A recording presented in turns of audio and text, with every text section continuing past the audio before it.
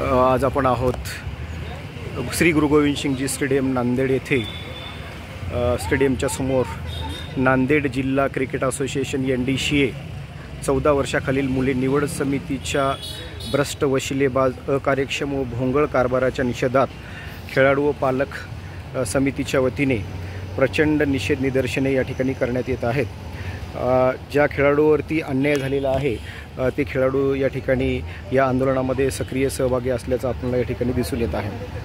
की विषय असा आहे की दरवर्षीच अंडर 14, अंडर 16 आणि अंडर 19 अशा वेगवेगळ्या एज ग्रुपमध्ये महाराष्ट्र क्रिकेट असोसिएशन निमंत्रित मॅचेस घेतं आणि या निमंत्रित मॅचेसमध्ये त्या निमंत्रित मॅचेसच्या निवड प्रक्रियेमध्ये प्रत्येक जिल्ह्याच्या टीमला या ठिकाणी संपूर्ण महाराष्ट्रभरामधून समाविष्ट करून घेण्यात येतं। त्यापैकीच एक नांदेड जिल्हा क्रिकेट असोसिएशन हे महाराष्ट्र क्रिकेट असोसिएशनशी ॲफिलेटेड आहे। परंतु या नांदेड जिल्हा क्रिकेट असोसिएशनबद्दल आजपर्यंत आम्ही ऐकून होतो की हा जो कारभार आहे तो कारभार हा पारदर्शक होत नाही। इथे मोठ्या प्रमाणामध्ये आर्थिक व्यवहार होतात आणि या ठिकाणी वशिलेबाजीच्या माध्यमातून त्या ठिकाणी खेळाडूंची निवड केली जाते। अशा प्रकारची चर्चा ही जनमानसामध्ये होती। परंतु प्रत्यक्ष आता अंडर 14 2025मध्ये जेव्हा आम्ही प्रत्यक्ष हे खेळाडू इन्वॉल्व झालेले आहेत। आता या ठिकाणी आहेत शाश्वत भुयारे, हा बॅट्समॅन आहे, सर्वेश बंडेवार हा विकेटकीपर बॅट्समॅन आहे, मयंक जयस्वाल हा विकेटकीपर बॅट्समॅन आहे, तन्मय पेटकुळे हा पेस बॉलर आहे, कृष्णा स्वामी हा सुद्धा पेस बॉलर आहे। तर हे सगळे खेळाडू जे आहेत की अगदी 3 मॅचमध्ये चांगलं परफॉर्मन्स त्यांनी केलेले आहेत। मुळात विषय 3 मॅचचा जरी असला तरी महाराष्ट्र क्रिकेट असोसिएशनच्या जे मॅचेस होतात 2 डे टेस्ट मॅच, या 2 डे टेस्ट मॅच जे आहेत ते साधारणपणे 2 दिवसीय टेस्ट मॅचच्या अनुषंगाने त्या खेळाडूंना दर दिवशी 90 ओव्हर खेळायला मिळाले पाहिजेत, अपेक्षित आहे। परंतु नांदेड डिस्ट्रिक्ट क्रिकेट असोसिएशननं असं न करता त्या ठिकाणी काय केलेले आहे की T20च्या मॅचेस घेतलेल्या आहेत। म्हणजे पुढच्या मॅचेस ज्या आहेत महाराष्ट्र क्रिकेट असोसिएशनच्या आहेत डिस्ट्रिक्ट लेवलच्या 2 दिवसीय टेस्ट।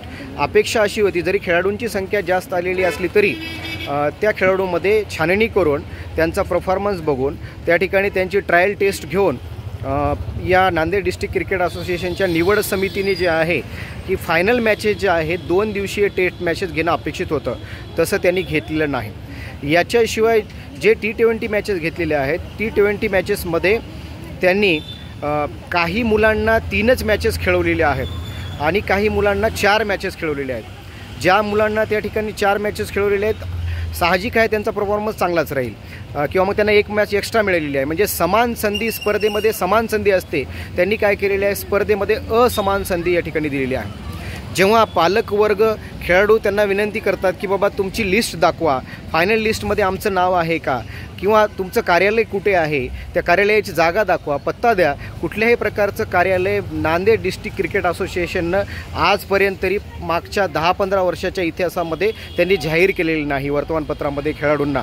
ते स्टेडियम परिसरामध्येच त्यांचं जे काही साहित्य आहे ते घेऊन बसतात आणि मग त्या ठिकाणी ते त्यांच्या खिशामध्ये सिलेक्शनची लिस्ट असते, कोणाला दाखवत नाही। आणि त्यांना जेव्हा आम्ही जॉब विचारायला गेलो सिलेक्शन कमिटीचे जे काही चेअरमन आहेत रतन साडेगावकर यांना जेव्हा आम्ही जॉब विचारलो की सर आम्हाला ती लिस्ट दाखवा, तर त्यावेळी ते म्हणतात की माझं कोणीही वाकडं करून घेत नाही, तुम्हाला काय करायचं ते करा, आम्ही तुम्हाला लिस्ट दाखवणार नाही, ती लिस्ट गुप्त असते। म्हणजे महाराष्ट्र क्रिकेट असोसिएशनचा जो काही कारभार आहे तो गुप्त कारभार नसतो, तो पारदर्शक असतो।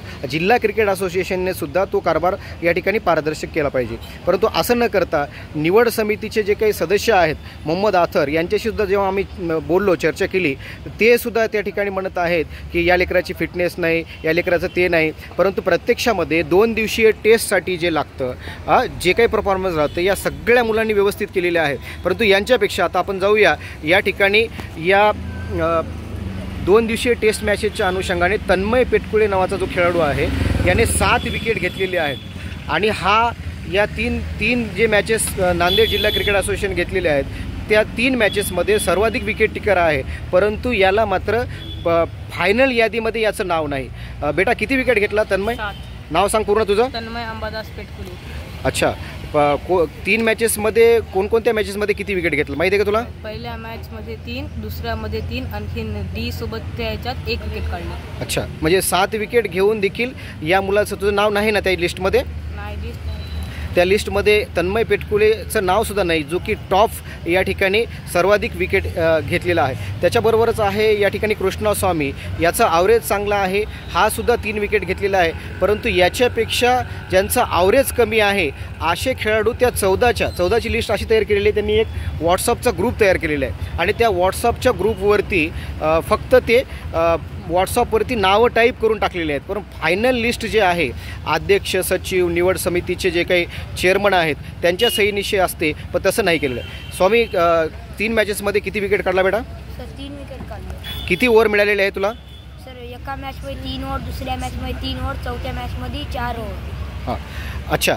म्हणजे पहा की यांना जे आहे ना फक्त 3 ओव्हरच्या वर, 3-4 ओव्हरच्या नंतर ओव्हरच यांना मिळालेले नाहीत. म्हणजे याचा अर्थ असा की टेस्ट मॅच खेळत असताना किमान 10 ते 15-20 ओव्हर त्या ठिकाणी टाकावं लागतात, पण यांचं परीक्षण केलं जात आहे फक्त 3 ओव्हरच्या माध्यमातून. तरीसुद्धा कृष्णा स्वामी आणि तन्मय पेटकुले या दोन्ही बॉलरचा जो काही परफॉर्मन्स आहे ते उत्तम प्रकारचा असतानासुद्धा या दोघांनाही त्यांनी बाहेर ठेवलेलं आहे. हा आहे मयंक जयस्वाल, विकेटकीपर बॅट्समॅन आहे. दोन्ही मॅचमध्ये नॉट आऊट आहे. नाव सांग बेटा तुझं काय? मयंक शिवकुमार जयस्वाल. हां, तू दोन्ही मॅचमध्ये नॉट आऊट आहे का? आणि रन पण किती बनवला? एकामध्ये 12, एकामध्ये 7. हां, चांगले रन पण तो बनवलेला आहे आणि विकेट किपिंग पण चांगली केलेली आहे. तरीसुद्धा विकेट किपिंगच्या यादीमध्ये या मयंकचं सुद्धा नाव या ठिकाणी नाही. हा आहे, नाव सांग बेटा? सर्वेश सचिन बंडेवार. हां, हा सुद्धा विकेट किपिंग, खूप चांगली विकेट किपिंग या ठिकाणी केलेलं आहे मॅचेसमध्ये. किती स्टंपिंग केलेलं आहे तू? 1 stumping, 3 run out, 3 run out. अच्छा. तरीसुद्धा याचंसुद्धा त्या लिस्टमध्ये नाव आहे. आता आहेत शाश्वत भुयारी. शाश्वत भुयारी, 2 मॅचेसमध्ये काय परफॉर्मन्स, 3 मॅचेसमध्ये तुमचा? माझा खूप चांगला परफॉर्मन्स आहे. एका मॅचमध्ये मी 30 बॉल खेळला आहे, दुसऱ्या मॅचमध्ये मी 68 बॉल्स खेळला आहे, तरी मला घेतलं. हां, तरी 68 बॉल खेळूनसुद्धा नॉट आऊट रिटायर केलेलं आहे. कारण 24व्या ओव्हरला याला रिटायर केलेलं आहे.